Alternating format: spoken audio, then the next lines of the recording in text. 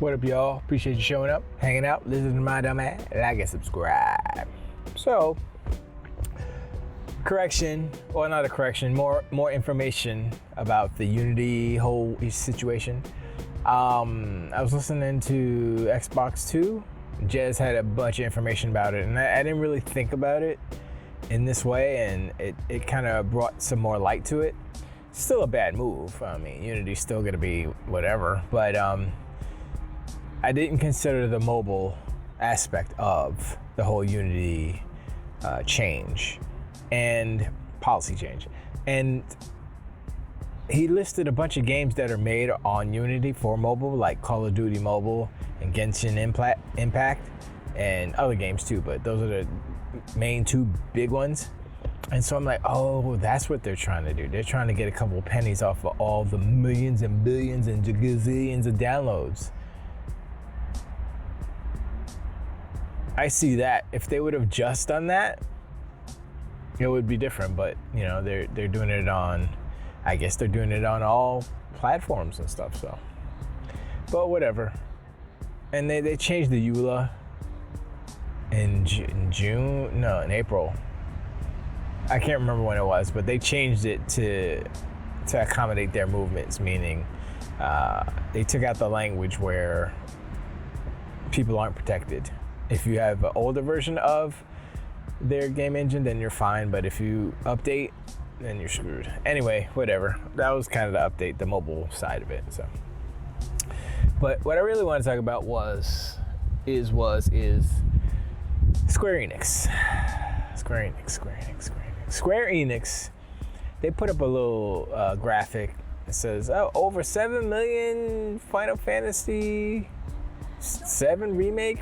Plus whatever the other one was, the second, whatever, sold. And I'm like, okay, that's sure, but that game was on PS4 and PS5 and PC. Only 7 million. For all of those, only 7 million. If it was like Grand Theft Auto numbers, 70 million, I'd be like, all right, that's a hit. That's a hit. That's not even 1% of their install base. Just on consoles alone, I'm talking. PS4 and PS5 combined. Not even 1%. I don't know. Is my math wrong? No, that's not 1%. It's less than 1%. I think it's less than 1%. It's not 1%. Anyway, it doesn't matter. That was weird.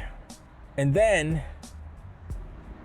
you know, it comes out that, oh, they lost $2 billion in worth because their games are not performing. Now, their games haven't been performing to their expectations for years. That's why they sold off all their American companies, Tomb Raider and all that stuff. That's why they did all that stuff. But they have to hold on to Final Fantasy because that's their best stuff, right? That's their best. It doesn't look like, from the numbers they're bragging about, it's like, you should not brag about that. 7 million is a big number if you didn't have 160 million PlayStation consoles for your game to exist on. 7 million is nothing.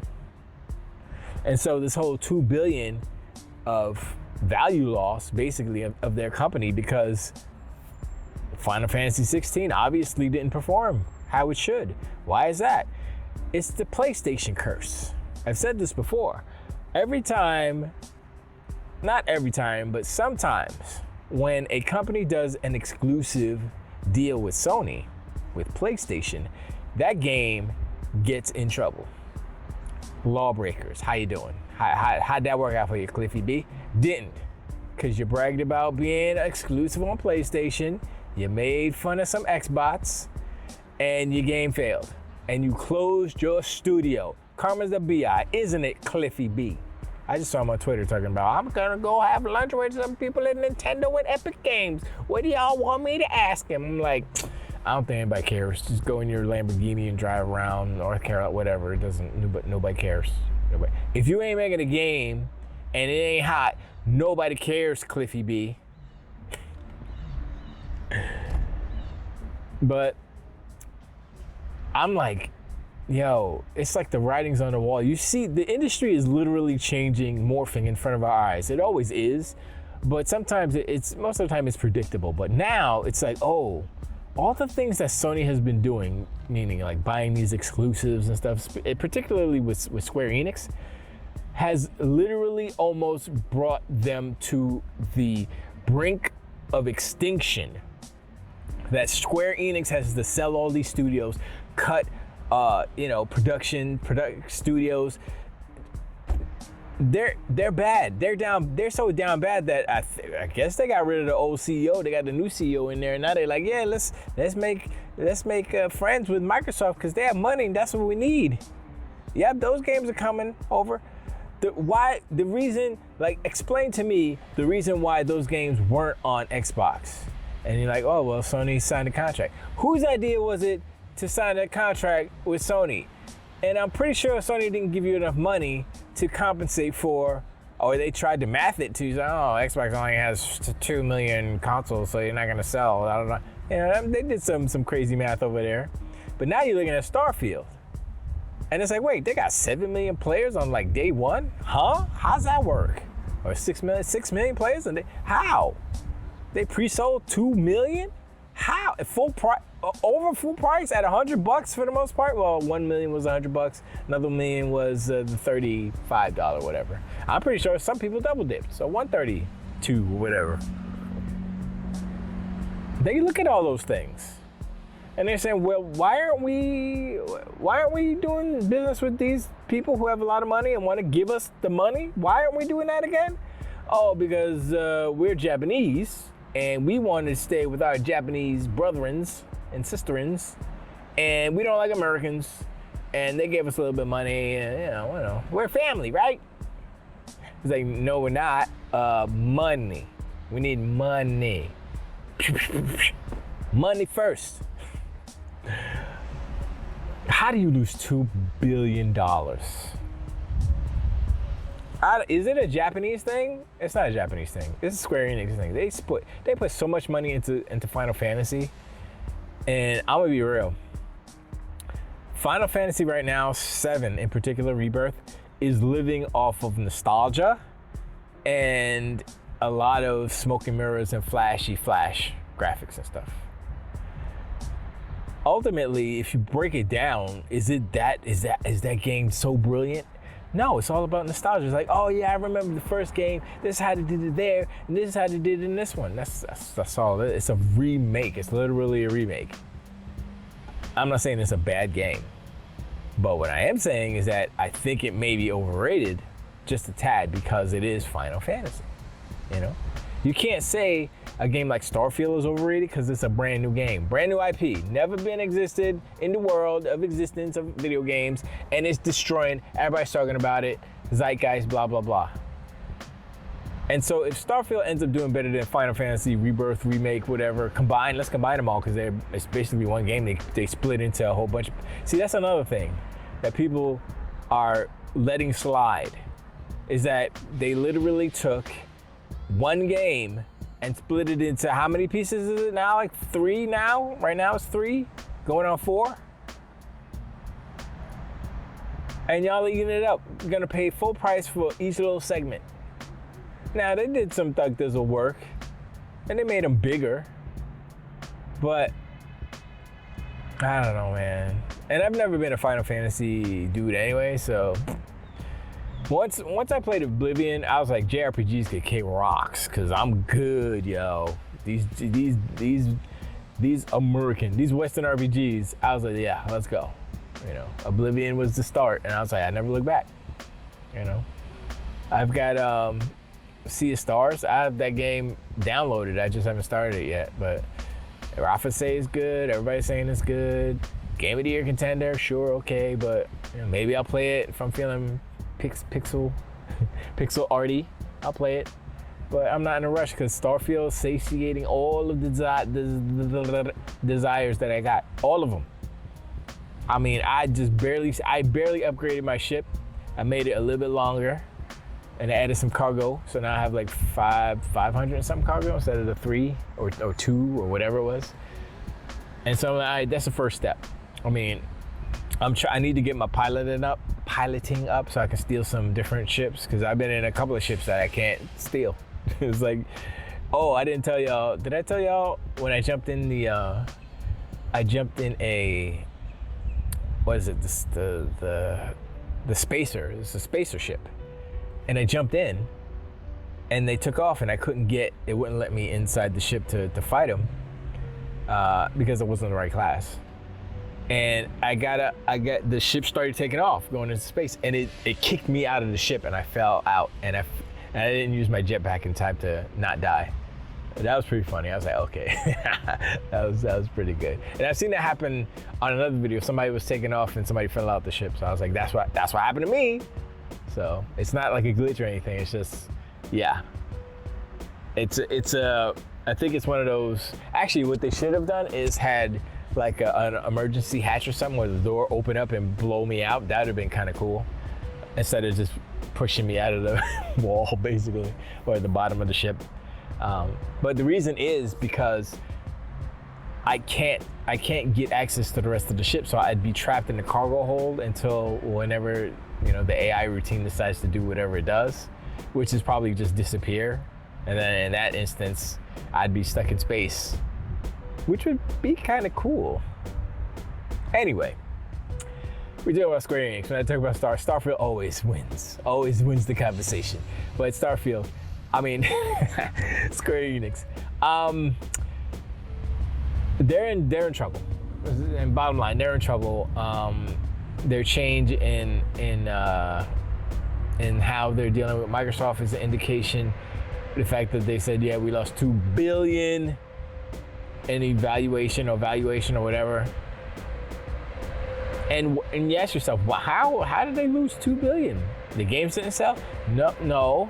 I mean, the game sold okay, but not enough to compensate for the fact that they weren't on PC day one and or on Xbox. Because as small as the base is, as small as the install base is on Xbox comparatively to PlayStation, it's not zero. It's 20 something million, right? They're not at 30 million yet.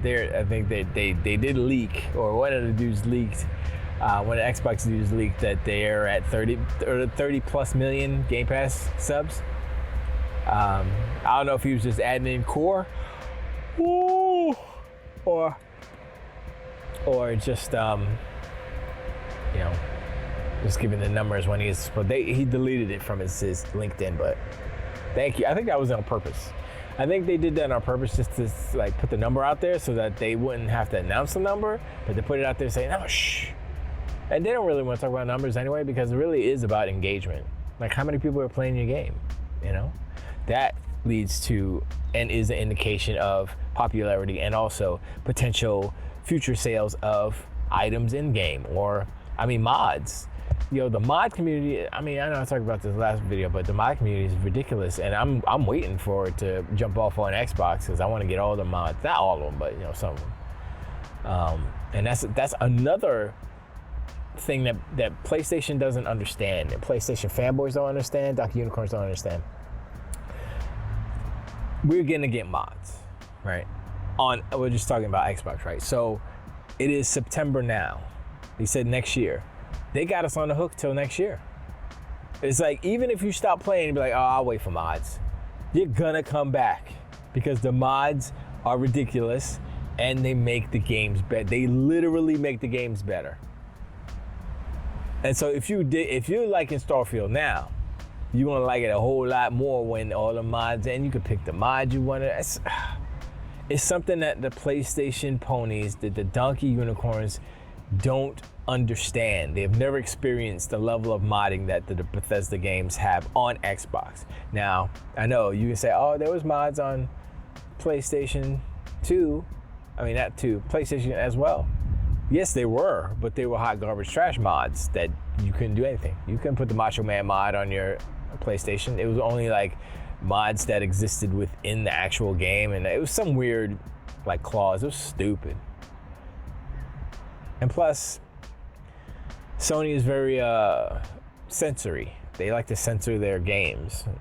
Like I said, I keep bringing it up because none of the ponies and none of the Donkey Unicorns are talking about how, you're a grown ass adult. Don't you want to see some nipples and stuff? Yeah, let's go. But they won't let it happen on PlayStation because they're a bunch of Puritans over it. Anyway, I'm sorry, I'm exhausted and I'm rambling, but I appreciate y'all hanging out, showing them my dumb and light subscribe. Let me know. Let me know. Let me know about this whole Square Enix losing all that money and how they acted funny before. Now they're kind of all acting chummy with Microsoft because they need that money. I'm just saying, when it comes down to business in the end, and Microsoft has the money to make that business happen. So, and it's not like Microsoft is a super evil company and they've been treating their customers and their employees bad. They're actually doing some good things in the industry as far as unionization and stuff. So, whatever. I'm sorry. Like I said, I'm exhausted. But let me know in the comments about that. And also, the Unity thing is still a train wreck. We'll see what goes. But, and anything else you guys want to talk about is all good in the hood. But yeah, I appreciate y'all. And I'll talk to y'all on the next one. Till the wait.